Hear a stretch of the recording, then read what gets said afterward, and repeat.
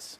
I make two things of this. One is that the Republicans are now in full terror mode that Donald Trump is going to get the nomination, and they think he can't win.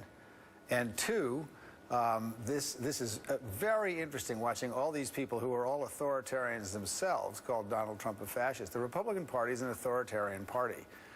If you believe... Well, let me just say, they would argue that we're the opposite, that they believe in limited government and strict restrictions on what the government can do. Well, they do, and they don't.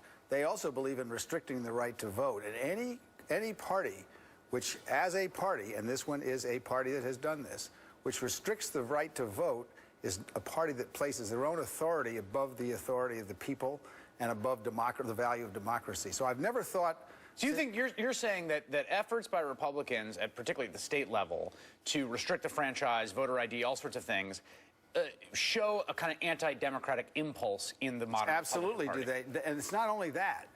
Here we are talking about taking away people's rights. What about the Republican Party taking about the rights of women away to decide for their own reproductive future? This is a party that has a strong authoritarian bent. It has for a very long time. And now they're complaining that Donald Trump is a fascist? But there is a difference.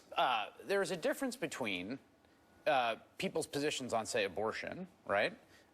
And the idea of having Muslims register in some special database. I mean, that's the reaction. So, right? okay, but so their view is it's okay to take away people's rights to vote if they happen to be poor or black or elderly, but it's not okay to put people on a registration list. Look, I don't think either one of this is okay. We're talking about grades of authoritarianism here. To me, what's more indicative, frankly, is the fact that the kind of backlash he's getting now is not precipitated by the first day when he basically said Mexico is sending rapists and criminals to the other thing is, north Chris, of the border. We also know the Republicans have been dog whistling and stuff for a long time. Look at Romney saying, I'm not going to, I'll veto the DREAM Act if it gets to my desk.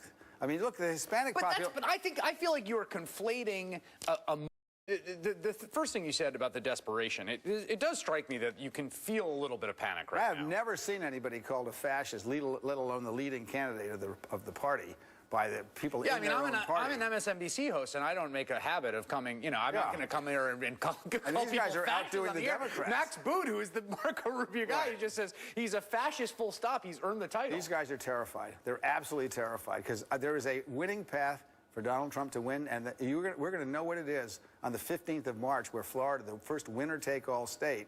If Donald Trump wins Florida, not only is Marco Rubio and Jeb Bush dead, they're all dead because it's a winner-take-all state. And they know it. March 15th. And Donald Trump, let's just remember, it's important that you say March 15th because that is Florida, that is winner-take-all. It's a huge amount of delegates. And it is also the state where Donald Trump's polling has, from the very beginning, been perhaps the most dominant. Right. I agree. I think it's absolutely critical. This is do or die time. They're seeing this now because the Republicans are not stupid. They now realize that not only is Donald Trump the real thing, that he is now the odds-on favorite to win the nomination.